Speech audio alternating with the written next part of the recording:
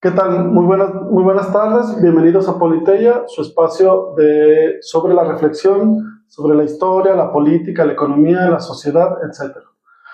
Me acompaña de nueva cuenta el maestro Sergio. Le agradezco que nos acompañe. Vamos a hablar hoy sobre el tema del capitalismo. Es una especie como de cerrar el primer tema que estuvimos hablando el maestro y yo sobre liberalismo. Ahora lo vamos a cerrar con el capitalismo, que realmente va de la mano. ¿Sale? Vale. Bienvenidos. Gracias. Antes que nada, vamos a agradecer más bien la invitación aquí a Politeia. Un gustazo. Esperemos estar ahora sí, estar al pendiente de sus comentarios y que les agrade y que se les haga interesante. Igual cualquier pregunta, duda, sugerencia, pues aquí las estaremos leyendo. Muy bien, muchísimas gracias al maestro. Pues comenzamos. El tema anterior, hicimos una especie como de contextualización de lo que queríamos hablar. El liberalismo, capitalismo, que realmente va muy de la mano. Quisiera decirle al maestro Sergio que nos pusiera un poquito el contexto de lo que hablamos en aquel tema y así continuamos. Va. Nos habíamos quedado que el capitalismo es un metamodo de producción. Esto significa que lo que se genere en ese momento histórico es pensado y realizado a través de acciones de empresarios. Antes llamada la burguesía, hoy empresarios. Y explicamos básicamente cómo esto fue avanzando históricamente, ¿no? Lo que nos faltó un poquito a lo mejor detallar es cómo es que los capitalistas en ese momento, o cómo es que deciden llevar a cabo estos movimientos a través de un sistema de gobierno. Como ustedes ya saben, generalmente ocurre que en los momentos importantes históricos se forman parlamentos o zonas donde se discuten no solamente uno o dos, sino varias personas. En una de estas famosas reuniones nace una pequeña leyenda esta de donde los de derecha contra los de la izquierda. ¿Por qué? Porque de un lado del parlamento había quienes decían que el sistema debería ser nada más gobernado por el mercado, que el mercado se iba a regular solo y todo, cosa que se ha comprobado ya con el tiempo, no es cierto, no se regula solo en ningún sentido. Sí. Y los de derecha o los conservadores, ellos que planeaban, decían, no, hay que dejar aparte un sistema, un gobierno que trate de controlar el mercado. No solamente lo vieron como una oportunidad de mantener las reglas del juego un poco más equilibradas, sino que lo cierto es que había conservadores que no querían aventarse el tiro, por decirlo así, de quién iba a encargarse de las situaciones públicas, o sea, de los caminos, de agua, de otro tipo de servicios. Entonces ellos decían, no, nosotros no queremos, mejor hay que generar un tipo de sistema en donde haya un gobierno y ese gobierno regule todo lo demás, incluidos el mercado. Ok, para hacer una acotación aquí a lo que está diciendo el maestro, voy a hacer un contexto histórico de cómo llegamos a ese punto. Cuando, ya lo habíamos hablado un poquito en el liberalismo, cuando en la Edad Media, que está el feudalismo, hay una estructura social muy rígida, que esencialmente era una pirámide con 3 niveles. Primer nivel el rey y su familia, el segundo nivel los aristócratas, el ejército. Básicamente familiares también del rey, ¿no? Del rey y militares y miembros de la iglesia. En la parte baja de la estructura social se encontraban los burgueses, los siervos, los esclavos y los extranjeros y las mujeres, que eran el nivel más bajo. ¿Cuál es el problema de esta situación? Esta estructura social es una estructura rígida, de que no permite subir ni bajar. O sea, tú naciste siendo tal nivel, te vas a morir en tal nivel. ¿Cómo se desata, o sea, cómo viene el problema en este tipo de estructura? Cuando los burgueses empiezan a tener mucho dinero, porque antes la riqueza estaba ligada a la tierra, o sea, la posesión de la tierra, que era, entre más tierra tenías, eras más rico. Los burgueses cambian ese paradigma y a través del comercio, del mercado, empiezan a tener mucho dinero, mucho dinero. Y la producción de ciertos elementos. Y ese dinero que tenían los burgueses, empezaron a prestar dinero, o sea, no solamente ya era la producción y la venta de cosas, era también la renta del capital, o sea, del dinero. Yo te presto rey, yo te presto ejército, yo te presto iglesia, y tú me vas a pagar con un interés. Cuando los burgueses se dan cuenta que la estructura social sigue siendo rígida y ellos no van a pasar de ese tercer nivel, es cuando dicen, ellos se vuelven liberales y surgen las revoluciones liberales. Por eso, libre mercado, liberales. Liberales. Entonces, ¿cuál es el elemento principal de estas revoluciones? Pues la Revolución Francesa. Se da la Revolución Francesa, derrocan a la monarquía y surgen, ahora ya la estructura social no la dictaba Dios a través del rey. Ahora la estructura social estaba regida por el capital, por el dinero. ¿Quién no tenía el dinero? Los burgueses. Cuando se empieza a forjar la estructura social del Estado, surgen los parlamentos, surgen los primeros ministros. Entonces, como dice el maestro, empieza a dividirse en dos bandos, los de izquierda, los de derecha. Para ponerlo en un lenguaje más coloquial, los conservadores y los liberales. Entonces, el conservador, ¿qué va a hacer? Tiene muchos privilegios y no quiere que las cosas cambien. Entonces, los burgueses, cuando se da la Revolución Francesa, eran liberales, pero cuando ganan, se vuelven conservadores. Pues ya no quieren que cambiaran las cosas. Y los liberales son los que sí quieren que cambien las cosas. Pues ya estamos en este paradigma. El mundo, incluso el día de hoy, seguimos teniendo gobiernos de izquierda, gobiernos de derecha, que se pueden asemejar a lo que estábamos viviendo. Sí, claro. Estos conceptos son bien importantes porque, como dice el profe, hoy en día, yo soy muy lector de cómics y hay una frase muy chida que dice, el héroe a veces dura lo suficientemente siendo héroe como para convertirse en villano y luego el villano en héroe. ¿A qué me refiero con esto? Que con el tiempo los liberales llegan a ser conservadores también. Sí. O sea, aquí lo que le pasó a los burgueses. Claro, ¿por qué? Ahorita estamos viendo un auge llamado woke, de esta filosofía de que no, pues hay que abrirnos más a las libertades sexuales. De acá, yo no tengo nada en contra de eso. El problema es que viéndolo desde la postura política, esto se convierte en una herramienta para explotar ciertos sujetos o entes políticos o personas que no habían sido explotados antes. Sí. O sea, por ejemplo, nada en contra de la revolución feminista, lo aplaudo, qué bueno que exista. Sin embargo, también hay que entender que aquellos empresarios que apoyan estos movimientos son precisamente porque se dieron cuenta que el 54% de la población, al menos en México, no estaba siendo explotada, y es la mujer. ¿Por qué? Porque, ojo, si manejan un discurso igualitario, estamos mal.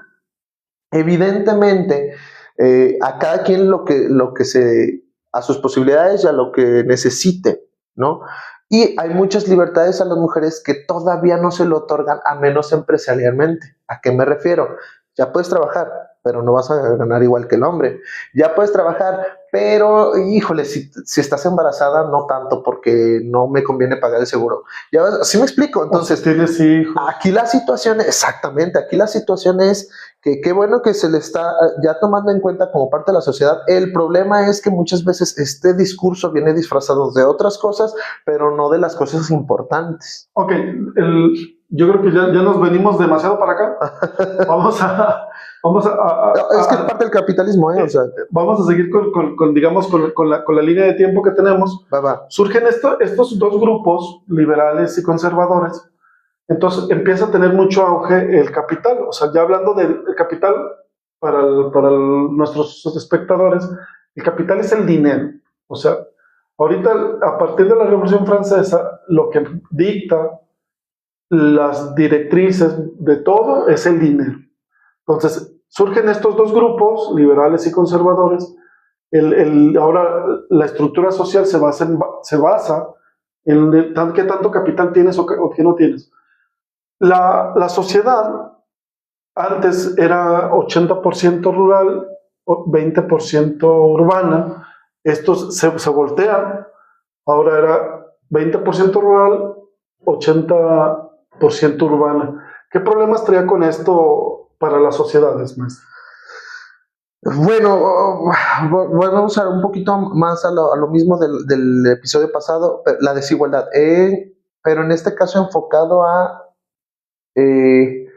híjole, ¿cómo lo puedo explicar? Bueno, creo que en México es más fácil explicarlo de esta manera. Cuando llegaron los españoles trajeron el discurso de nosotros venimos a traer civilización, ¿no?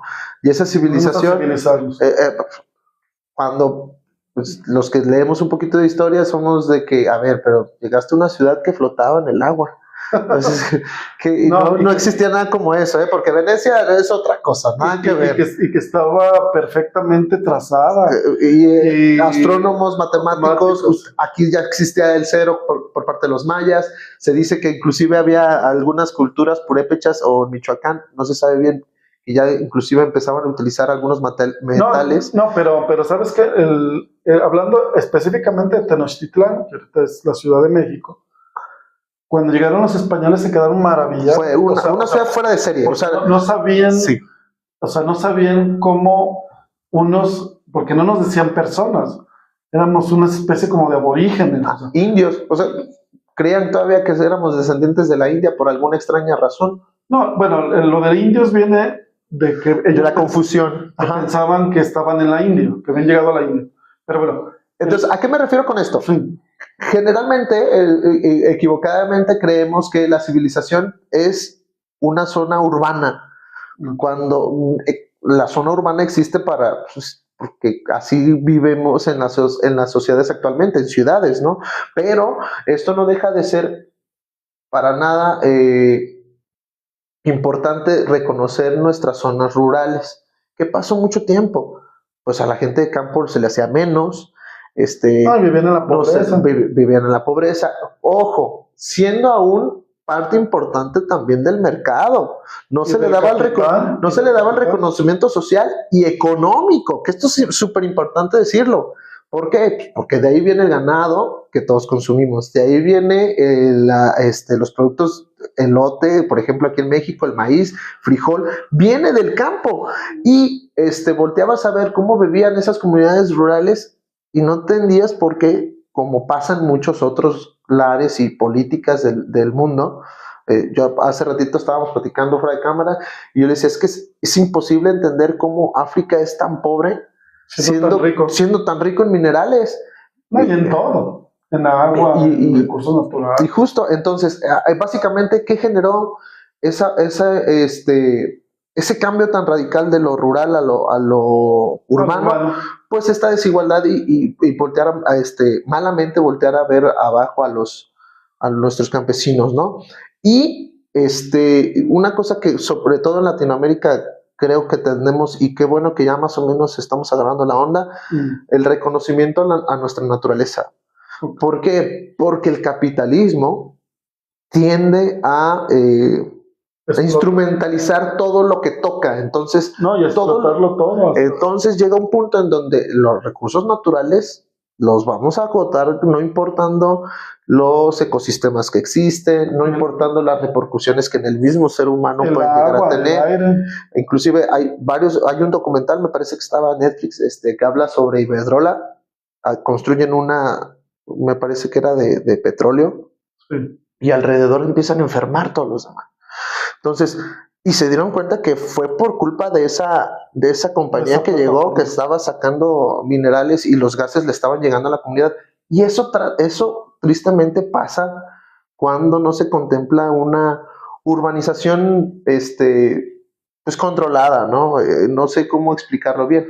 Ok, bueno, yo para complementar lo que dice el maestro, cuando se da este cambio, drástico de la sociedad, que era netamente rural, se va a las ciudades.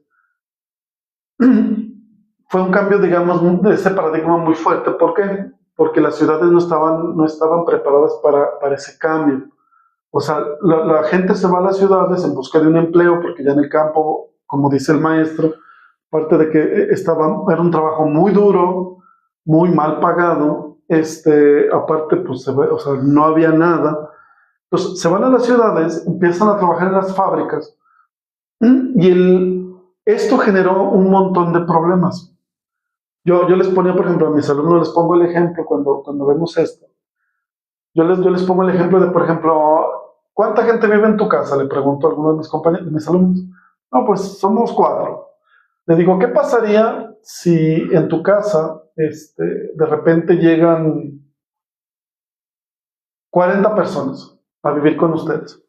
Entonces, ellos empiezan así a hacer la reflexión, pues necesitarían más agua, necesitarían más electricidad, necesitarían espacios para dormir, etcétera, etcétera. Entonces, todo eso pasó en las ciudades, como bien lo dice el maestro. O sea, no había las suficientes casas, como creo que todavía seguimos igual. El factor de vivienda también es un problema. Bueno, aquí el servicio del agua, servicios básicos. Nada más déjame acabar el punto. ¿Qué pasó con esto? Que el mundo se empezó a enfrentar a problemas que antes no tenía. Las fábricas, como dice el maestro, empiezan a contaminar el aire, empiezan a contaminar el suelo, empiezan a contaminar el agua. Entonces, el capital es voraz. Él no ve medio ambiente, no ve derechos humanos. El capital quiere más capital. Entonces, eso empezó a generar muchos problemas que todavía los seguimos viviendo. Entonces, lo que comenta el maestro es muy cierto, porque al final del día, o sea, como esto, o sea, antes la pirámide económica, la base era el campo, ahora esa base se cambió, pero no se cambió de manera responsable, simplemente se cambió. Entonces, con todos los problemas que generó. Sí, maestro. Perdón, y volvemos también a ajustar un poquito en el sentido de los sistemas que se han generado a partir del capitalismo. ¿A qué me refiero? El problema de vivienda ya se podría aminorar, no sé si curar, no sé si esa palabra exista, en cuestiones de problemas sociales, ¿no? Sí. Yo considero, por ejemplo, la corrupción, yo considero que nunca se va a acabar. Si puedes lidiar mejor con ese tipo de cosas, pero en el sentido de vivienda hay que entender también que esta parte la construyeron ciertos sistemas, empresas, y creo que esas empresas son las que están abusando ya acorde al territorio que existe. ¿A qué me refiero? Ya te venden casas de menor calidad, más caras. El terreno, más pequeño. Los que tenemos más o menos la edad de 25 años a 35 años y estás empezando a buscar tu casa, no me sabrás, no, tú más que nada sabrás lo que se siente ir a buscar una casa y te venden unas casas muy chiquitas y carísimas. Y por ejemplo, cosa que yo le reclamaba mucho a algunos conocidos que son de trabajadores vendedores de inmobiliario, decían, te vendemos una casa al norte de Aguascalientes, sí, y luego vas y checas el código postal y ya ni es Aguascalientes, ya es Jesús María, ya es San Pancho. O sea, dices tú, pero ¿por qué me estás vendiendo como terreno de precio, en precio, como parte de Aguascalientes, cuando ya ni siquiera es Aguascalientes, ya es San Pancho? Pero pues ahí ya volvemos a lo mismo. Al principio mencionábamos que es que el mercado no se regula solo, nunca se regula solo. Bueno, hay economistas que hablaban de la famosa mano invisible, ¿no? A ver, para los que no sepan lo que es esa mano invisible, dicen los economistas que el mercado, hay una mano invisible que digamos, que organiza, que armoniza, que equilibra las cosas. Pero eso no es cierto. ¿Por qué no es cierto? Porque, por ejemplo, vamos a ponernos a pensar en un producto. Vamos a pensar aquí en Aguascalientes, la leche de vaca. Si habemos, debe haber unos 5 o 6 productores de leche aquí en Aguascalientes. ¿Cómo, si yo me pongo de acuerdo con esos otros 4 o 5 vendedores de leche, pues podemos ponernos el precio que nosotros queramos y vamos a ganar lo que queramos, porque no hay más quien venda leche. Entonces, al final del día, quien obtiene más ganancias es el que tiene más capital, lo queramos o no. Pero bueno, nos adelantamos un poquito más. Ajá. Ya hubo el cambio en Europa, se da el cambio social, se da la primera, la segunda revolución industrial, surge la máquina de vapor, surge el motor de combustión interna, que da paso a lo que ya ahorita conocemos como la industrialización, que esto generó o maximizó lo que ahorita conocemos como capitalismo.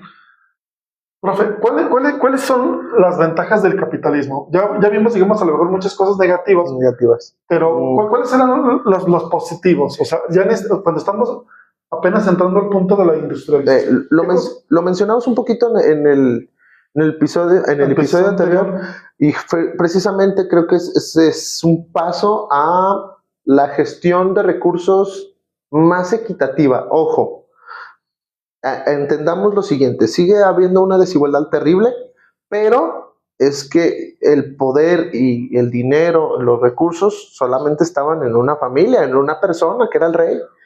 Y, claro. y esto a su vez manejado por la iglesia, ¿no?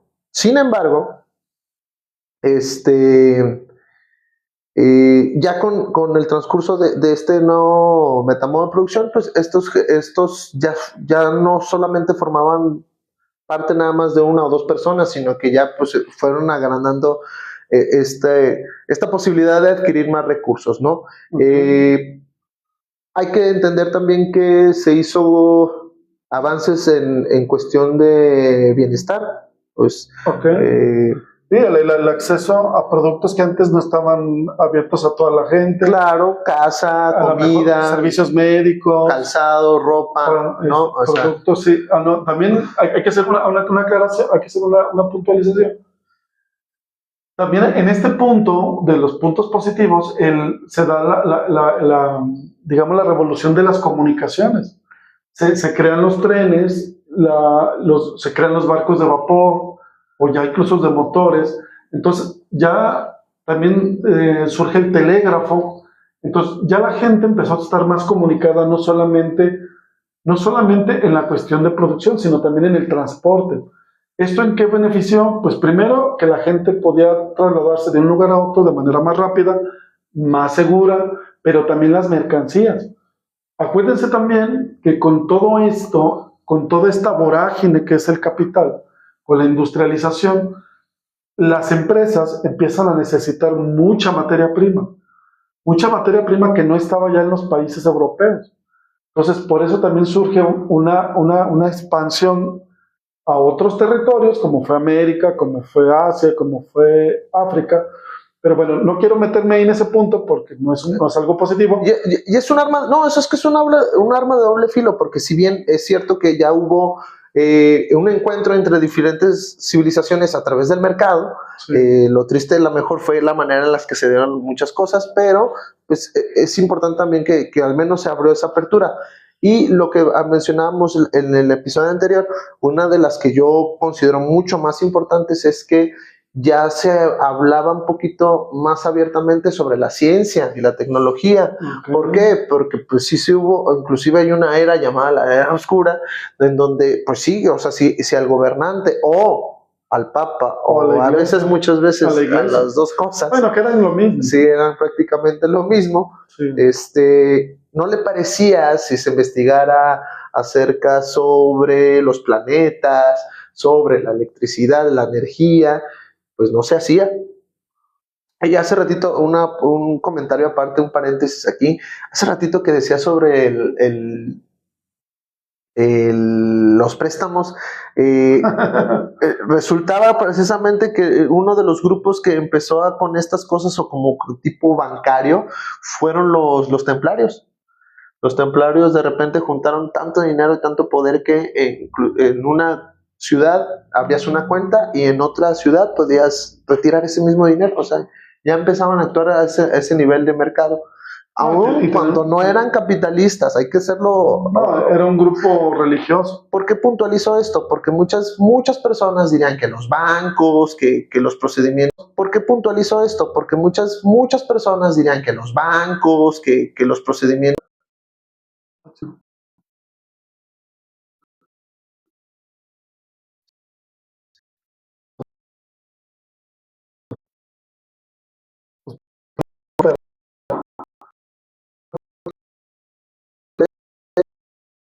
Se cortó. Ah, ya. ¿Ya? ¿Regresó? Ah, ya. ¿Ya? ¿Regresó? Sí.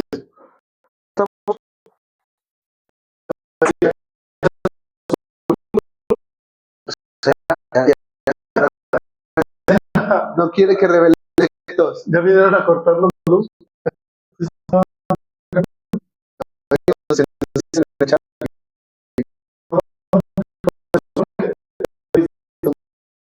No hay ningún problema.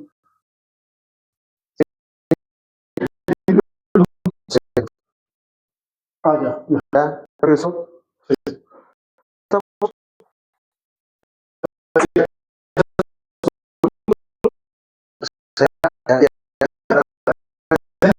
No quiere que revele secretos. Ya vinieron a cortar la luz.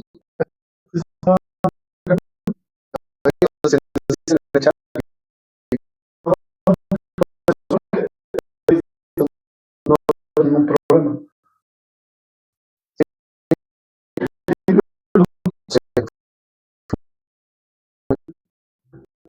Déjame ver si continuamos.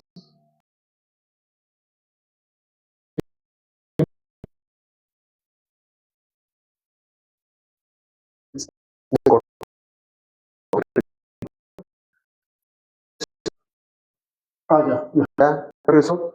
Sí.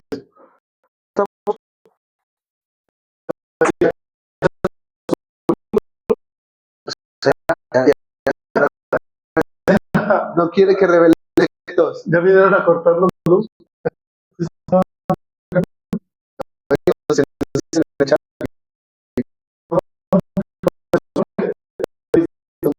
No hay ningún problema.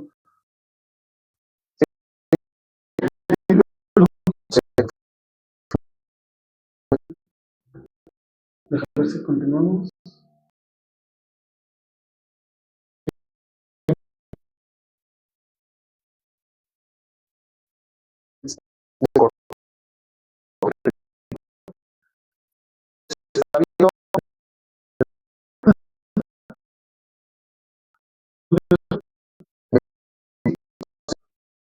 Ah, ya. ¿Ya? ¿Regresó?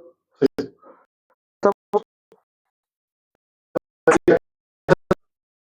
Ah, ya. ¿Ya? ¿Regresó? Sí.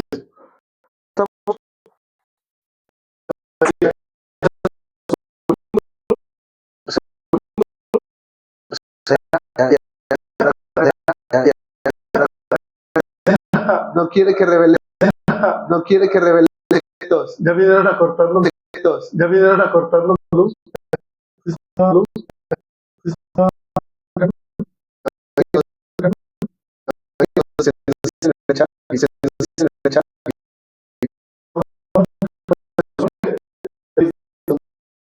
hay ningún problema.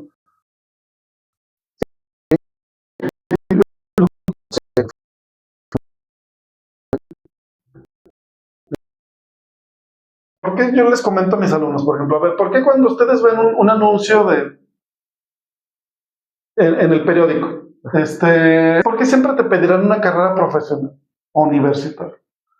Pues ellos me dicen, no, pues no, porque a lo mejor tiene conocimientos.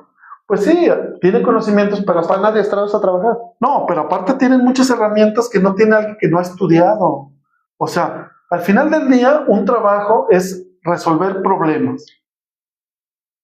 Tú te contrato para que seas gerente para que me resuelvas problemas. Oye, ok. o sea, no sé si me explico. Sí. O sea, tú eres el encargado de resolver una serie de problemáticas y entre más educación tengas, más posibilidades para resolver problemas tienes. Ok, podemos estar o no de acuerdo. Ok, digamos una cápsula sobre esto. ¿Por qué surge la educación pública? Ustedes pensarán que la gente que tiene dinero es muy buena onda y surge, ellos, de hecho, el capitalismo promueve la educación pública. Ustedes dirán, qué buena onda son estos empresarios súper ricos que promueven la educación. Pues no, no va por ahí. O sea, realmente antes de la revolución industrial, el porcentaje de personas que sabían leer y escribir era alrededor del 8%. Era como del 8%. Y obviamente todos eran ricos o tenían mucho dinero. Bueno, ¿cómo surge la educación pública? Empieza, como lo dijo el maestro, empiezan a tomarle mucha importancia a la cuestión de la ciencia y empiezan a hacer estudios sobre muchas cosas. Y dentro de esas cosas, de gente produciendo. Y se dieron cuenta que gente que tenía cierto nivel educativo era más productivo. O sea, ¿qué significa ser más productivo? Que tú con menos tiempo o con menos trabajo puedes hacer un trabajo mejor y en menor cantidad de tiempo. Entonces, ¿por qué surge la educación pública? Porque los burgueses o los capitalistas se dieron cuenta que una persona que tiene educación produce más. Nada más por eso. ¿Es algo positivo? Sí es algo positivo. Pero tengan este punto. No fue porque fueran buena onda, ni porque querían sacar de la pobreza a la gente, ni de la ignorancia. No, eso no es cierto. Fue porque realmente querían que la gente fuera más productiva. A ver, de nuevo. Ahí te va.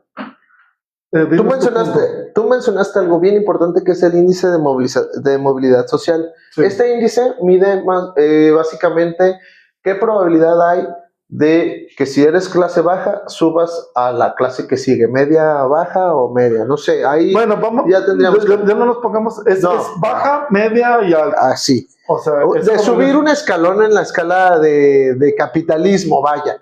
¿Qué pasa con el principio? Pues a toda. Antes, nos está saludando el maestro Julio. Muchos saludos, mi Julio. Y aquí te estamos esperando, mi Julio. Tú también vas a venir. Saludos. Ahora sí, profe, perdón. Sí. No, saludos al profe Julio. Este índice ha ido cayendo estrepitosamente. Sí, claro. A la par que la gente está más preparada que antes. Es decir, hoy por hoy, una persona con universidad tiene solamente el 8% de probabilidades de subir a la siguiente escala en cuestión económica. Okay. Con universidad. A ver, pero hace 80 años, nada más, con la pura secundaria, tenías 80% de probabilidad. A ver, nada más, fíjate, nada más te voy a refutar eso con esta cosa. Yo primero dije que era la única forma de subir, de tener movilidad social. ¿Sí? Eso fue lo que yo dije. Es la única, bueno, sí. Ajá. Es lo único que yo dije. Bueno, pero es que yo todavía no acabo, Pero va. Déjate, voy a refutar eso que estás diciendo. O sea, ¿refutas una estadística o cómo? No, es que te voy a cambiar el paradigma que estás diciendo. Porque sí existe, googleenla. No, es que lo que quiero decirte es lo siguiente. Yo no hablé de porcentajes. Ajá. Yo hablé que es la única forma de cambiar de clase social. Entonces, tú ya lo estás planteando desde que es menor. Sí, posiblemente. Pero es menor. Ahí te va, es que no es la única. Ahí te va. Yo siento que sí es la única. Es la única, pero eso creo que lo vamos a manejar en otro episodio. ¿A qué me refiero?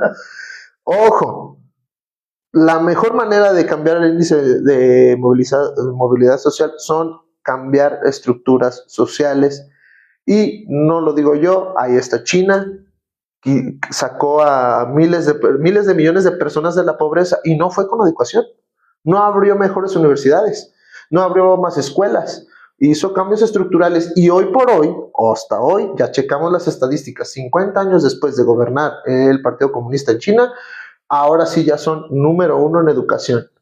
Pero fue toda una escalada antes de. ¿Por qué? Bueno, pero Te lo manejo bien sencilla. Pero no puede estar peleado. O sea, o sea, tú no puedes salir de la educación con una población que no está. O sea, más bien, tú no puedes salir de la pobreza con una población que no esté educada. Pues así lo hizo China. ¿Cómo lo hizo entonces? Pues, ¿Sí me explico? Ojo. Bueno, te soy sincero. Ahí te va. Lo que sí da miedo. Te voy a decir que lo hizo a través de autoritarismo. Es decir, con 2 o 3 personas preparadas, ellas tomaron las decisiones. Aquí, el problema que somos, decía una frase, para los capitalistas es más difícil imaginar el fin del capitalismo que el fin del mundo. ¿Sí me explico? Okay. Entonces, aquí nosotros sí le tenemos un poquito de miedo porque sabemos que la política en México pues no es un ejemplo de política sana y que realmente pues han manejado muchos otros intereses. Sin embargo,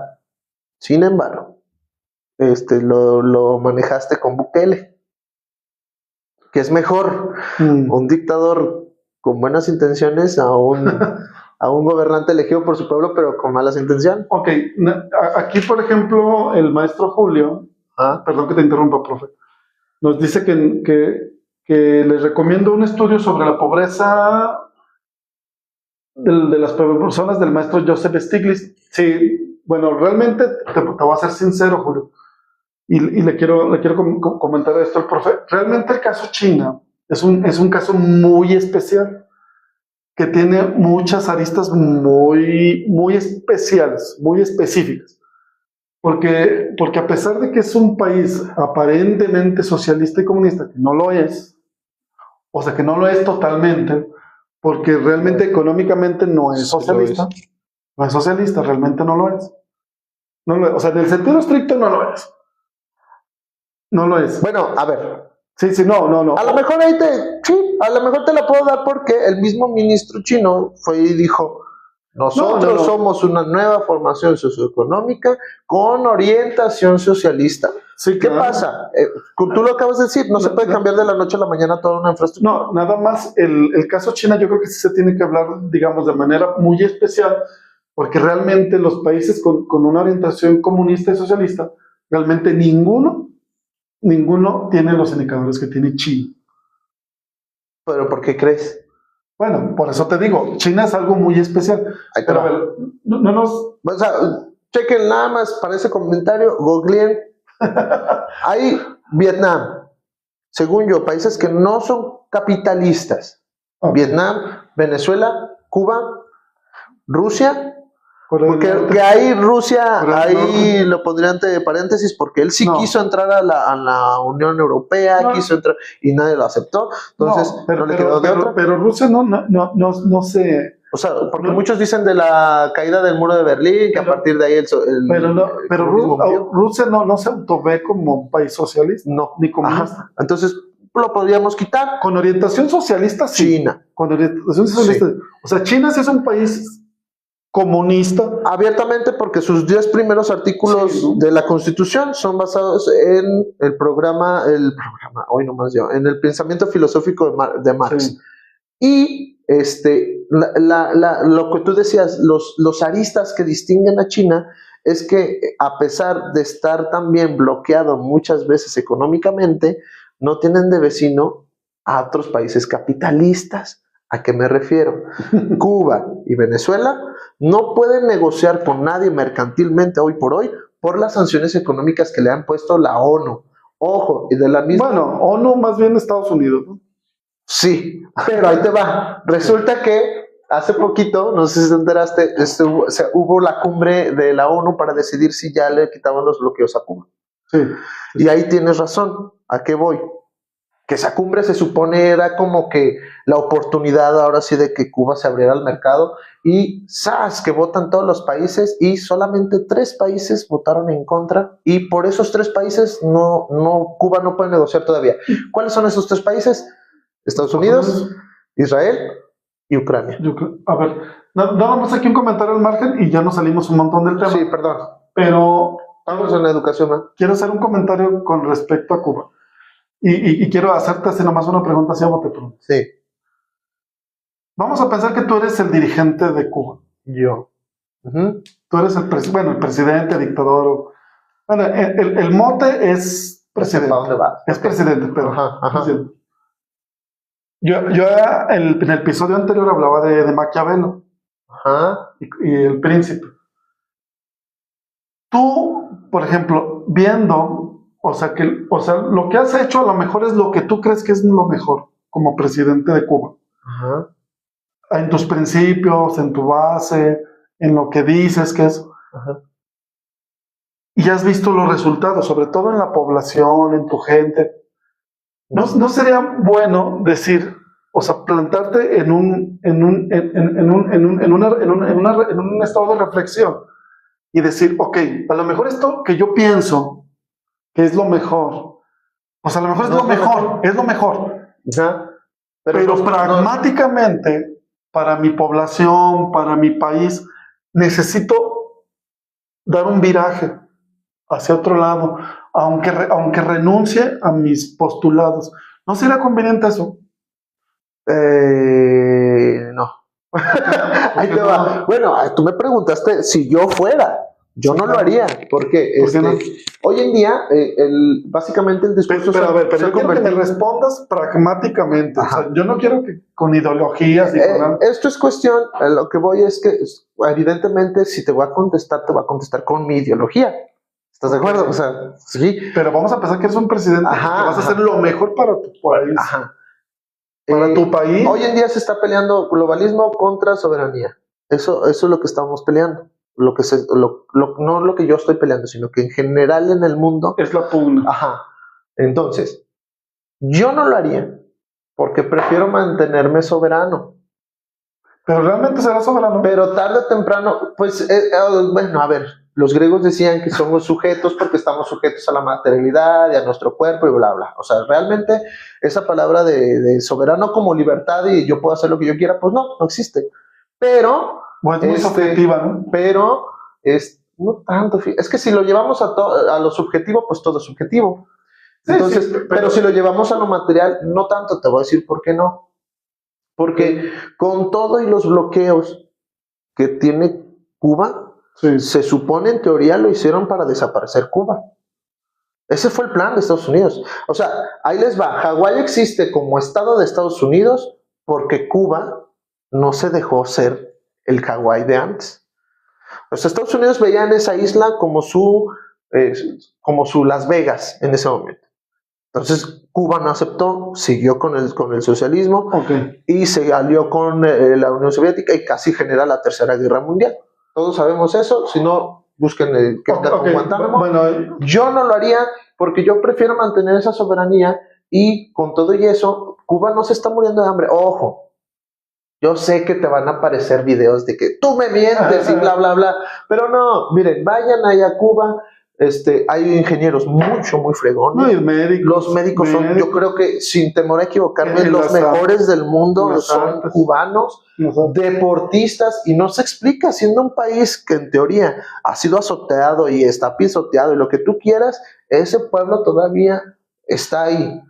Otro ejemplo sería Venezuela, que también lo tintan y habría que leer, hay una entrevista ahí con Diego Musarín, chequenla. A diferencia de Venezuela, es que Venezuela tiene petróleo. Demasiado. Y Cuba no. Pero bueno, yo también estoy de acuerdo, o sea, en ese sentido. Ahora, otro ejemplo del otro lado sería Argentina. Saludos a todos mis hermanos argentinos, no nada contra ustedes, pero bueno, hoy en día todos los argentinos menos a Lady Racista, ¿no? A Lady Racista no. También, que a lo mejor trae problemas mentales, no lo sé, yo solo espero que sí sea un problema mental. Es una persona totalmente racista y clasista, y si no le gustan los morenazos, que se vaya a Argentina. Y mira que yo te perdono siendo moreno, pero aquí, sí. Aquí no lo necesitamos, ¿eh? Aquí no lo necesitamos. Eso sí. ¿Qué pasa en Argentina? Se le puede aplicar el artículo 33 y lo podemos sacar del país. Sí, bien. Ahí sí. Sí, cierto. Lo podemos sacar del país. Argentina ahorita está perdiendo su soberanía. ¿Qué es lo malo? Pues Argentina no tenía más que perder. Pero tenía todo que ganar. O sea, tienes la Patagonia. Tienes mucho de dónde agarrar, y lo poco que tenías de dónde agarrarte ya lo estás perdiendo. Pero su inflación era... No, bueno, ya, yo creo Pero su inflación es por esa causa, porque No. todas las empresas, como se fueron al drenaje con lo que está pasando, porque no tuviste soberanía.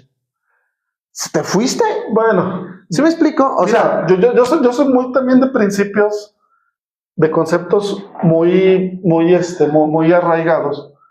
La soberanía, pero yo te estoy hablando desde una posición pragmática. O sea, pues ahí está lo pragmático, sí está pasando esas cosas. sí, no, claro, O sea, pero si pudiera estar mejor tu pueblo, pero bueno, perdón, ya nos desviamos del tema. En algún momento, pero engañado. Ahí te va. en algún momento tomaremos estos temas, pero ya como el tema, Ok, va. porque nos estamos desviando está totalmente del tema. Hablamos de la educación. Ok. ¿Cómo surge la educación pública? ¿Por qué surge la educación pública? Porque el capital se da cuenta que una población educada es más productiva. Hablando de producción, de productivo, hacer algo de una manera con mejor calidad y a lo mejor con menor tiempo, ¿verdad? Ajá. Ok, un comentario y una pregunta para el maestro. Después de que empieza la industrialización, que las empresas necesitan muchísima materia prima, empieza a surgir todo este movimiento expansionista, sobre todo de los europeos, que después se integran los japoneses, se integran también los gringos. Tú, antes de que empezáramos el video, me preguntabas cuál era la situación de África. Uh-huh. ¿Por qué un continente tan rico en todo es tan pobre? Pero yo te lo pondré igual. O sea, ¿por qué México, un país también tan rico en todo, y sobre todo el sureste mexicano?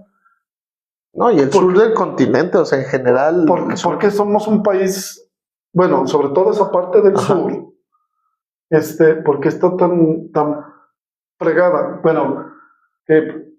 Bueno, no, iba a hacer un comentario, pero no, ya.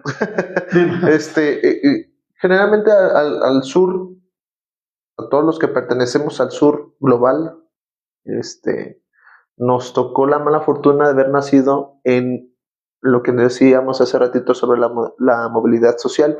Nacimos en un país o en una situación, en una tierra, en una parte del mundo en donde nosotros no éramos dueños de nada, o sea, no teníamos un título para comprobar propiedad, para comprobar conocimiento. Entonces esto nos llevó a que otras personas que tenían más poder fueron apropiando de esos sectores.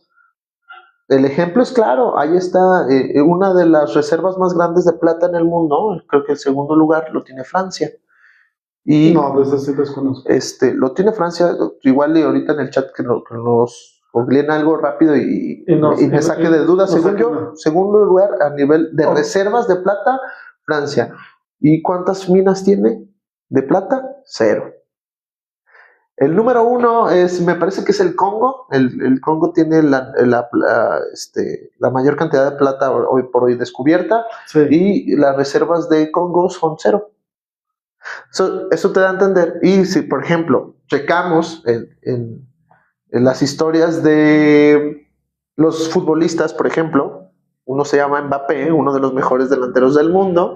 Mbappé no es un nombre muy francés que tú digas. Entonces ahí te habla de un colonialismo que no ha frenado, que supuestamente es ilegal, que supuestamente está condenado a nivel internacional, no debes de hacer eso. Los países que hoy por hoy autodenominados de primer mundo no son de primer mundo porque lo primero que hacen es violar esas reglas que ellos impusieron. ¿Cuáles son? Pues colonizar otras tierras que no te pertenecen. En México... Ok, pero ya, bueno... Ajá. Perdón que me regrese porque siento que nos perdemos. Ajá. El colonialismo que tú hablas fue un colonialismo, digamos, que fue físico. O sea, llegaron los países, esclavizaron, mataron, y dominaron los esclavizaron, saquearon tierra y se apropiaron de la tierra. No, y de las riquezas. Obviamente. Pero ahora el colonialismo del que tú hablas, que es el actual. Ajá. Pues ojo, esto ha sido histórico, sí. Tú checas Inglaterra, las guerras del opio, checas toda la historia de África, Bélgica, México, no se diga cómo llegaron los españoles y saquearon el país. Los ingleses. Oye, y aún siendo un país independiente México, hoy por hoy, volvemos al tema de soberanía. Muchos de los temas que aquejan a este país, sobre todo en el sur, son precisamente por temas de privatización de tierras. ¿A qué me refiero? Antes eran ejidos, los comunales, que ahí también podríamos, o no, porque ahorita está la situación un poco delicada aquí en Aguascalientes sobre el narcotráfico. El narcotráfico también tiene que ver en esa parte.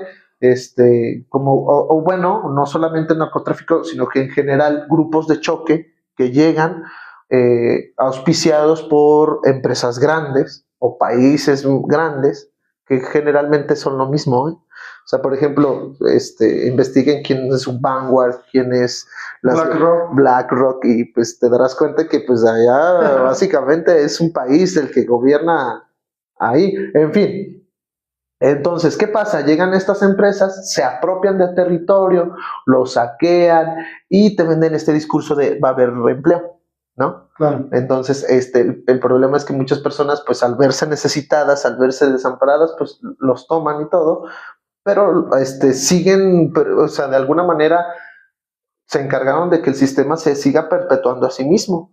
O sea, no tenemos nosotros, no sé, plata, pero pues ya vi donde sí hay, vamos a ir allá, vamos a darles un poco de libertad y de democracia disfrazada de realmente otra cosa. O sea, y ejemplos hay muchísimos. Ok, un comentario al margen, lo que acaba de decir el maestro.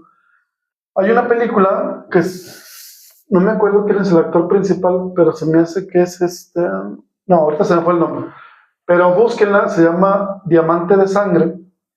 Con Leonardo DiCaprio. ¿Es Leonardo DiCaprio? Creo que bueno, sí. Es Leonardo, bueno, no me acuerdo si es de Leonardo DiCaprio, pero se llama Diamante de Sangre. ¿A qué nos referimos con esta película? Esta película habla sobre cómo en una aldea africana se encuentran una mina de diamantes. Entonces, ustedes pensarán, qué afortunados fueron de encontrarse una mina de diamantes y qué es lo que pasa por el hecho de haber encontrado esa mina. No les platico más porque después les voy a spoilear la película. Ya tiene sus años, pero explica muy bien lo que nos está diciendo el maestro.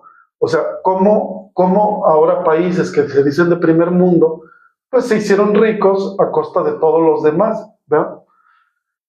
Entonces, ya hablamos de alguna manera, decíamos que íbamos a hablar de lo positivo del capitalismo. Perdón. Sí lo hablamos de cierta manera. Sí. Es que luego entramos al tema de educación y ahí fue donde valió. Sí. No quiero, bueno, también no quiero para terminar el punto de los beneficios del capitalismo, no quiero dejar pasar la situación. No todo es malo en el capitalismo. O sea, también quiero entender, que entiendan. De hecho, esto. Sí dijimos que lo malo fue que lo estamos alargando demasiado el periodo de capitalismo, ¿no? O sea, y por ejemplo, ya trasladándolo al tiempo actual, pues las comunicaciones, la cuestión de la salud, porque vivimos más, porque tenemos más salud. Bueno, también sería debatible, pero muchos benefactores que tienen los seres humanos al día no hubieran sido posibles sin el capitalismo. O sea, si hay cosas positivas, sí las hay. Sí. Como todo en la vida, o sea, hay cosas positivas, cosas negativas. Maestro, sí. ¿Algo que quieras agregar de lo positivo ya para entrar a lo negativo? Que ya hemos hablado de lo negativo, pero digamos como algo ya más específico. No sé si sea positivo la distribución de cierto conocimiento, ¿no? Es que el roce, el encuentro entre diferentes culturas que se da a través del mercado hoy por hoy, sí, claro, es bueno. O sea, sí. Aquí miren, yo no estoy muy de acuerdo con que se abran debates, porque para mí el debate es un acto de sumisión. ¿A qué me refiero? Inclusive hay como concursos de debate de a ver quién gana, quién da los argumentos más fuertes. ¿Por qué no me gusta esta parte? Porque del otro lado hay de conocimiento también. ¿Sí me explico? Entonces, sí, claro. Yo prefiero ser dialéctico con las cosas. Aun cuando no estaremos de acuerdo, pues me llevaré algo de lo que dijiste, ¿sabes?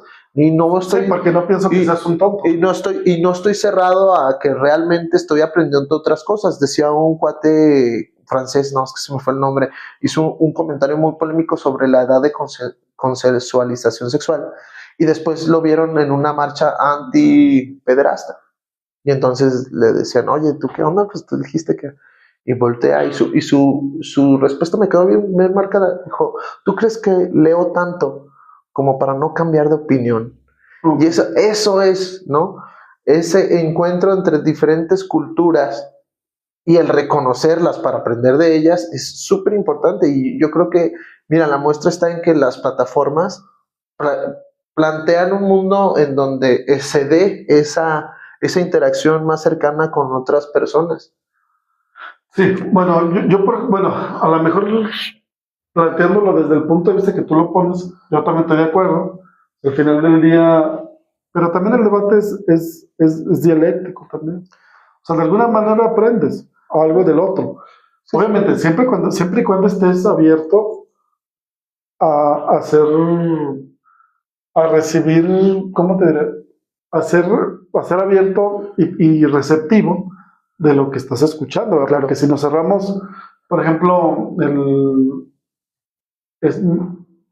ayer que hablé del Príncipe, me mandan un comentario donde me dicen, es que tú estás diciendo que el primer manual político real es el Príncipe, y de hecho sí lo es. Al menos como tal, es el Príncipe. Pero la persona me decía, no, es que fue el arte de la guerra, y fue mucho antes.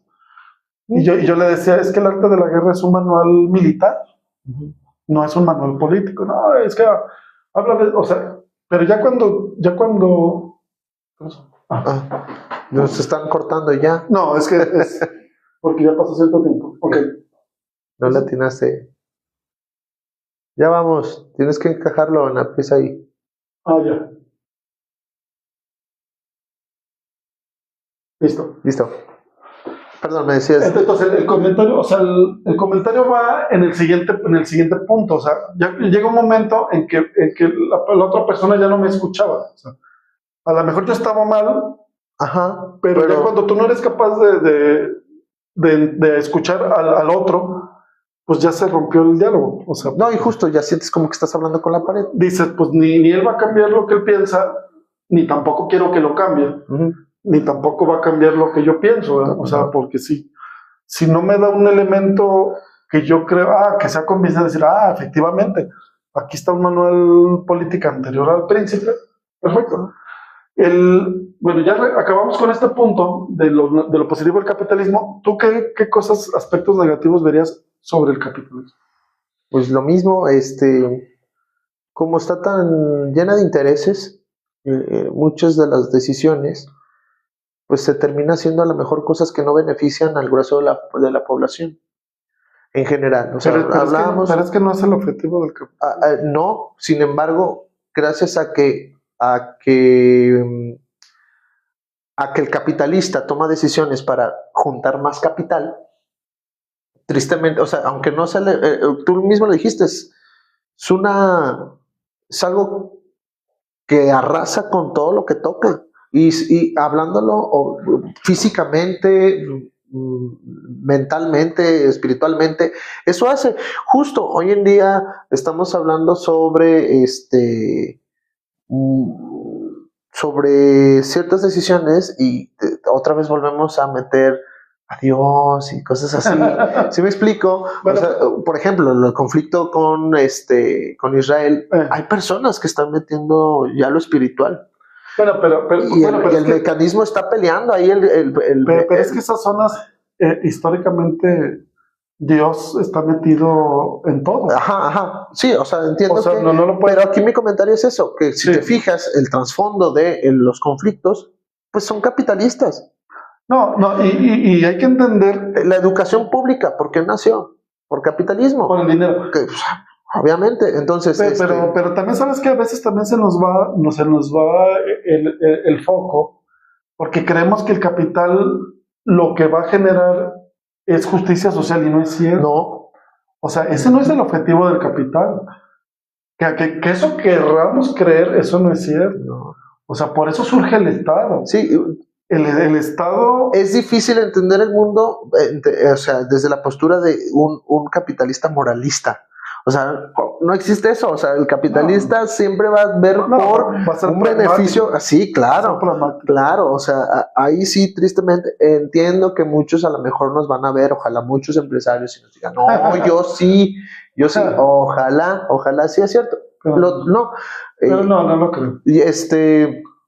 Y pues nada más también entender que volvemos a lo mismo, porque a lo mejor muchas personas ahí va a ser el comentario de que, pero ustedes están grabando desde una cámara y en su casa y ¿cómo van a hablar mal del capitalismo? No, el problema es, volvemos a lo mismo, no somos, en mi caso, no sé, no quiero hablar por el profe, yo no me considero una persona anticapitalista. Lo que sí quisiera yo es ser postcapitalista, o sea, ya dejar de lado esas prácticas y ese metamodo de producción. O sea, tú lo que dirías es que el capitalismo, el sistema ya caducó. Ya caducó, sí. Y ahora tenemos que pasar a otra fase. A otra fase, sí, claro. Antes de continuar, quiero agradecer a las señoritas Miranda y Jocelyn, que supongo que son alumnas de nosotros, o del profe, o que nos están viendo. Muchísimas gracias por su apoyo. Hola, Jocelyn y Miranda. Qué bueno, qué bueno que aquí están. Yo pienso que yo creo que el capitalismo como tal sí debe de estar regulado. O sea, no puede, aunque a esta época se dice que está más regulado, que está más, o sea, como que está en una estructura donde se puede mover menos a través de leyes, a través de ciertas cosas. Y obviamente que pareciera que no es cierto, ¿verdad? Por ejemplo, leyes ambientales, etcétera. La PONA. ¿De qué? De la PONA, por ejemplo. lo de la PONA. Sí, no, ojo, y ejemplos en México, como el de la PONA, hay un chorro, no se me olvidó el nombre de la chica, estoy siguiendo a alguien en Facebook que está subiendo continuamente problemas que pasan en Campeche, en Yucatán ahorita está muy fuerte el asunto inmobiliario, en Aguascalientes también lo es, aunque como que estamos, lo que le decía al profe Hugo antes de empezar, estamos en un periodo histórico en donde pasan muchas cosas a nivel internacional, de un día para otro. O sea, de repente conflicto en Israel, de repente seguimos con el de Ucrania, hay otro en Taiwán que casi no se habla, pero también es importante. Estamos con lo de Ucrania todavía, estamos viviendo que al parecer se va a formar un nuevo partido político en México, la Unión Europea entregándose comercialmente a Estados Unidos. O sea, están pasando muchas cosas y tristemente muchas de las cosas no se hablan, no a lo mejor por falta de interés, sino hay alguien que tenga mucho interés que no quiere que se hablan. No sé, no lo sabemos, pero sí están pasando muchas cosas. Pero el tema inmobiliario no es exclusivo nada más de Aguascalientes, están pasando en la mayoría de México. Bueno, perdón, ese era un comentario al margen. Sí. Continuamos con las cosas, aspectos no tan positivos. Obviamente el capitalismo, a diferencia de los teóricos del capitalismo, que lo que buscan o lo que decían que iba a suceder, que con el capitalismo iba a haber una brecha social cada vez más corta, y por el contrario, lo que se ha ocasionado es una brecha social más grande. Sí la cortó, pero se quedó ahí. O sea, no, pues yo no estaría tan... O sea, de reyes a burgueses hubo un pequeño paso, pero ahí se quedó. O sea, entonces nos quedamos esperando a ver aquí. Mira, lo que ha pasado con el capitalismo es que un gran número de personas tienen poco, o sea, son muchas personas que tienen muy poco, y cada vez un menor número de personas tienen cada vez más. Sí, claro. o sea, el 1% de la población es mucho más rico que el 50% de la población junta. No, de hecho, el 1%, al menos en México, el 1% de la población tiene el 90% de la riqueza del país. Sí. Entonces, eso lo ha generado el capitalismo, la desigualdad social. Sí, sí. Entonces, problemas como la delincuencia, como la contaminación, las inseguridades, la prostitución, o sea, focos rojos, mucho tiene que ver con esto. Sí, claro. ¿Por qué? ¿Por qué muchos? Porque muchos tienen mucho, pocos tienen mucho y muchos tienen muy poco. ¿Vale? Y los que tienen muchos se encargan de generar un sistema donde los perpetúen allá arriba. Exactamente. Sí, pues son los conservadores. O sea, la intención era y volvemos que los recursos subieran y luego se repartieran hacia abajo. El problema es que hoy por hoy funciona de que suben y ya casi no bajan. Bueno, un comentario al margen. También queremos saludar a Dulce y a la señorita Dulce. Maya. Quiero pensar que son... Hola Maya, hola Dulce. Que son alumnas, no sé si del profe o mías, o de los dos. Los saludamos y qué bueno que están aquí. Y esperemos que sí pongan atención aquí, no como en el salón. Bueno, al menos ya nos dieron un like, supongo. ¿No? Ahí ya se siente menos feo. Entonces, todo esto, toda esta situación que ha generado el capitalismo de manera negativa, yo pienso que lo más grave es el capitalismo, pero también pero lo más grave que ha generado el capitalismo es el daño que se le hemos generado al ambiente.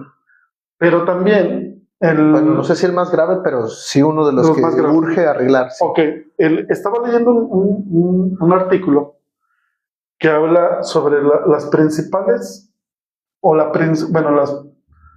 es que no quiero sonar moralino porque no lo soy. Okay. Dale. Pero el artículo hablaba de cuáles eran las actividades económicas más redituables en el mundo. O sea, sin poner en el énfasis si eran lícitas o ilícitas.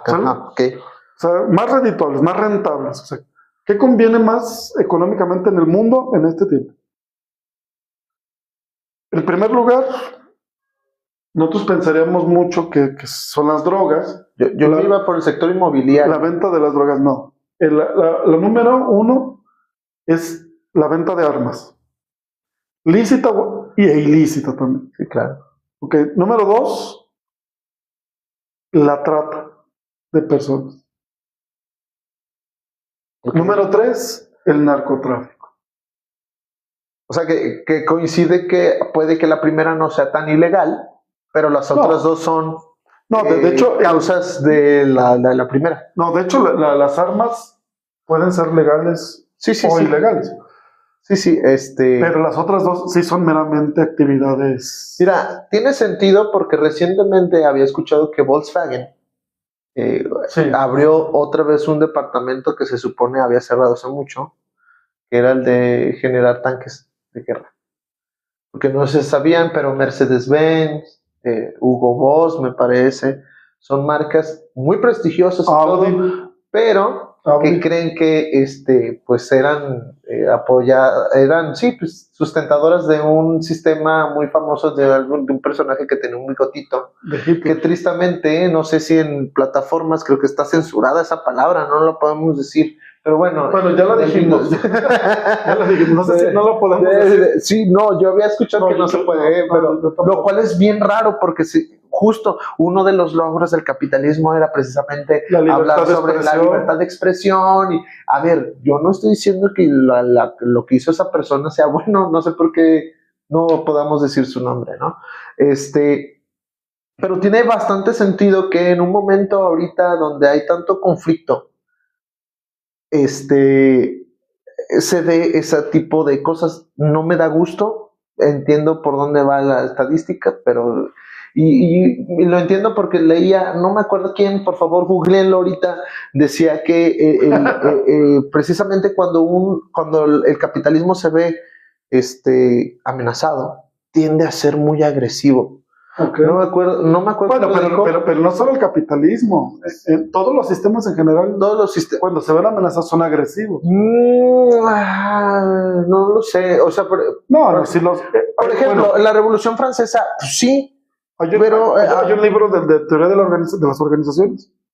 Ahora precisamente es como que en su afán de mantenerse vivos, sí, ya pues, se ven arrinconados. Es como un sistema de autoprotección. Y el chiste es que, pues medio me entristece, pero no me sorprende tanto porque pues se sabía que existían este tipo de mecanismos. Ojo, ya nomás para a lo mejor cerrar, ¿cómo ves? Entramos a estas ramas del capitalismo que se están haciendo, porque me parece importante también hablar sobre el movimiento nacional socialista que nació en Alemania, con tintes súper capitalistas, pero específicos a un tema, el movimiento fascista, el movimiento, ahorita están hablando sobre tecnofeudalismo y bla, bla. Ahí les va. Básicamente todos estos son parte del capitalismo, porque entendamos que, volvemos a lo mismo, es un metamodo de producción. Todo lo que se produzca debajo de esta sombra del capitalismo sigue siendo capitalista. Nada más que hay ideologías que se mezclan y que ya lo convierten en otra cosa, pero sigue siendo parte de ellos. Es como una rama, vaya, de este árbol, ¿no? Profe, yo más bien te propongo algo. Dime. ¿Por qué no? De esos elementos que nos acabas de decir, ¿por qué no hacemos un episodio específico para ellos? ¿Para cada uno? Va, sí. Me parece. Yo lo que te propondría para cerrar el tema del día de hoy, okay. A mí se me hace muy interesante la cuestión económica, primero, de todo el tiempo que duró, bueno, yo digo que hasta ahorita todavía es hegemónico Estados Unidos, y qué elementos... Debatible, pero sí. Bueno, al día de hoy yo todavía pienso... No, yo también estoy de acuerdo contigo en el sentido que hoy por hoy haga lo que haga o lo que diga el mandatario de Estados Unidos todavía tiene peso, mucho peso, para bien o para mal. O sea, sí. Entonces, quiero digamos, que cerremos con eso, pero también quiero que apuntalemos con los movimientos económicos, digamos, de otra especie, o más bien de contrapeso, que por ejemplo serían los BRICS, o sea, esta unión que principalmente se unió, que principalmente lo están promoviendo Rusia, China y la India. Es Brasil, Rusia, India. Bueno, pero son más países, ya son como 20, pero digamos que los principales... No, por eso, BRICS nace de Brasil, Rusia, India, se me está olvidando Sudáfrica, exacto, y China, sí. BRICS, ¿no? Entonces se me hace muy interesante que, digamos, que cerremos con eso. O sea, yo por ejemplo, yo todavía al día de hoy, yo siento que la hegemonía mundial sigue siendo Estados Unidos. Está casi a la par China, o si no es que a lo mejor hay economistas, historiadores y mucha gente que ya pone a China en un nivel más arriba que Estados Unidos. Yo todavía, al día de hoy, considero que todavía poquito arriba. ¿Tú qué piensas de eso? Yo sí considero que China ya está por encima. O sea, no porque me guste lo que está haciendo, no. Ojo, soy súper fan del trabajo que está haciendo China en estos momentos. La verdad es que es impresionante lo que están logrando y justamente eso es lo que me da, lo poco que he leído, habría que también documentarme un poquito más de esto, pero sí, o sea, se tiene que, un estimado de la tecnología de China, creo que el 95% de las patentes existentes son chinas, o sea, de las nuevas, de hecho, están generando tecnología impresionante. Fíjate, a mí me dio un dato... Precisamente sí, el maestro Juan Camilo, que como que no te cae bien. No, a ver, yo soy amable con las personas, súper duro con las ideas, No te creas. Un saludo al maestro. No se creen. El maestro Juan Camilo hablaba de que el año pasado China registró 1.400.000 patentes. Y estamos hablando de tecnología nueva, porque hay patentes de uso industrial. ¿Qué significa esto? Que ya toman un producto existente, pero le cambian cierto uso, cierta etapa, y ya lo convierten en algo nuevo. Pero no es nuevo, sino que toman ya algo que ya existía. Ok, Entonces, retomando. China, 80 años adelantado a tecnología más o menos, unos dicen 40, otros dicen 80. Lo cierto es que sí es más de un lustro, una década de... Pero hegemónicamente tú ya lo ves arriba de Estados Sí, Unidos, por supuesto. en todos los Por aspectos. supuesto, tan así que existen las BRICS. En un momento, si fuera hegemónico, Estados Unidos nunca lo hubiera permitido existir. Okay. ¿Sí me explico? Sí, sí, O sea, si ya existen las BRICS es porque algo pasó, perdió poder de alguna manera para que llegaran a construir algo llamado BRICS. Porque, ojo, el objetivo básico, o creo yo entenderlo, si no un economista que ahorita me saque de mi ignorancia, es básicamente que el dólar deje de ser la moneda internacional. Si es un sistema hegemónico, obviamente no vas a permitir que algo así exista, y ya existe. No, de hecho, fíjate qué bueno que tomas el tema del dólar.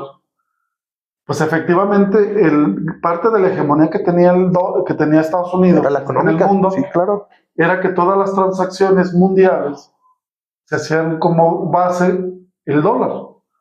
Pues realmente Estados Unidos, su poder económico al menos, bueno, y también en todos los demás, la basaban en el dólar. ¿Por qué? Pues porque al final del día es un papel que se le da un valor mundial, que ya ahorita está perdiendo, precisamente por eso que dices, surge el BRICS, una de las primeras medidas que surgen cuando surgen los BRICS, es que las transacciones se van a hacer en moneda nacionales. Del país participante. Exactamente. Sí, claro. Les explico rápidamente cómo era una transacción internacional. Vamos a pensar que el profe vende coches y yo se los compro.